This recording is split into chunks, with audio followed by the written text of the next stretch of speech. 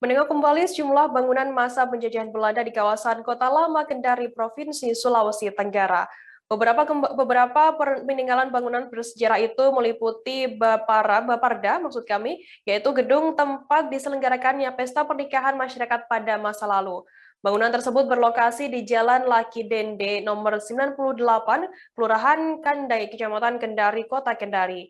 Sekitar 20 meter dari bangunan Baparda terdapat rumah pesanggerahan Belanda yang saat ini tampak rusak parah karena tidak terurus. Diketahui sebelum rusak parah, rumah tersebut sempat dijadikan rumah jabatan Gubernur Sultra pertama, Iwayong hingga Haji Alala. Untuk mengetahui informasi lebih lengkapnya, saat ini saya sudah tersambung dengan jurnalis dari Tribun News Sultra, ada Husni Hussein yang akan memberikan laporannya untuk Anda. Selamat siang, Husni. Ya, selamat siang rekan kerja.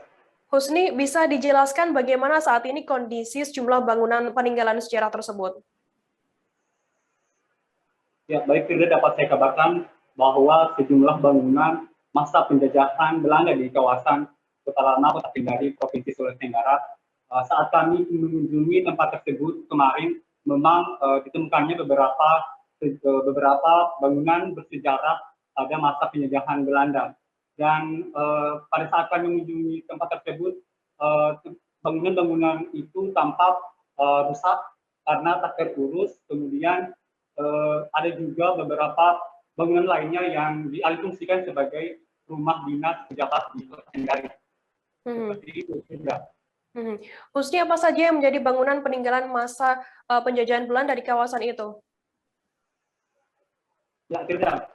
Saat kami mengunjungi kawasan tersebut, memang terdapat sejumlah peninggalan masa pendudukan penjajahan Belanda pada saat itu di Kota Kendari, seperti Baperda, di mana bangunan ini ialah tempat diselenggarakannya pesta pernikahan masa penjajahan Belanda pada saat itu. Kemudian ada juga rumah pasinggerahan Belanda, yang mana rumah ini setelah pada tahun 1965 Sulawesi Tenggara menjadi provinsi tersendiri dari Provinsi Sulawesi Selatan, dialihfungsikan sebagai rumah jabatan dari gubernur pertama, yaitu Iwayong.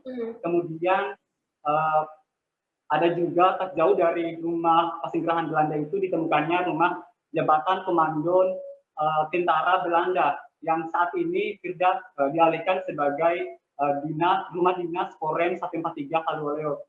Masih di tempat yang sama, yaitu di rumah jabatan komando rumah dinas Korem 143 Kaluoleo terdapat gua dan bunker.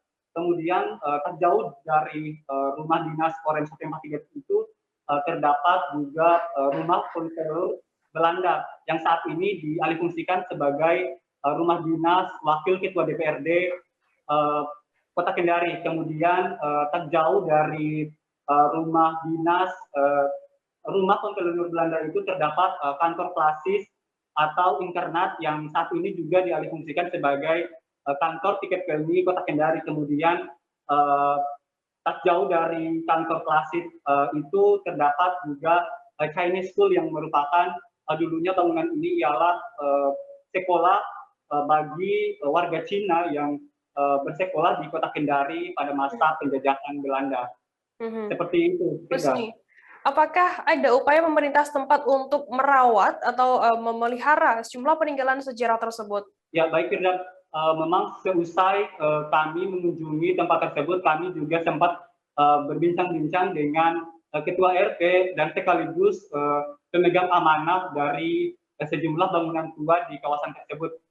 Ia mengatakan bahwa memang sebelumnya sejumlah pemerintah terkait Kota Kendari berinisiatif untuk menjadikan bangunan ini ialah tempat museum di Kota Kendari. Namun hal ini ia ungkapkan ia tidak berani untuk mengalihfungsikan karena amanah yang dia terima dari gubernur ketiga, yaitu gubernur ketiga Sulawesi Tenggara pada saat itu hanya untuk menjaga.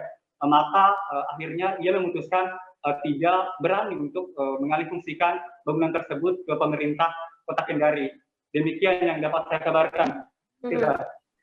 Tribuners, tadi jurnalis kami juga sempat melakukan wawancara dengan Ketua RT sekaligus pemegang amanah bangunan tua tersebut, Ladana. Berikut liputan lengkapnya untuk Anda.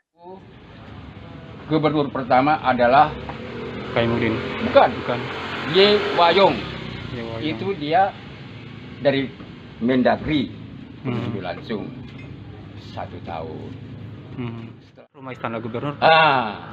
Pada waktu itu sebelum dijadikan pemekaran ibu kota provinsi Sultra, jadi ini pesenggerahan zaman Belanda. Sepengetahuan saya dapat kepada yang orang-orang tua dulu. Bapak Laode Hadi. Setelah itu 1,5 tahun beliau karena bertepatan pada pesenggerahan juga sebelum itu terbentuk Sultra. Pada waktu zaman Belanda itu sepengetahuan saya dapat kepada orang-orang tua. Berarti memang 2 ini. 2, 3 dingin. Terima kasih sudah nonton. Jangan lupa like, subscribe, dan share ya.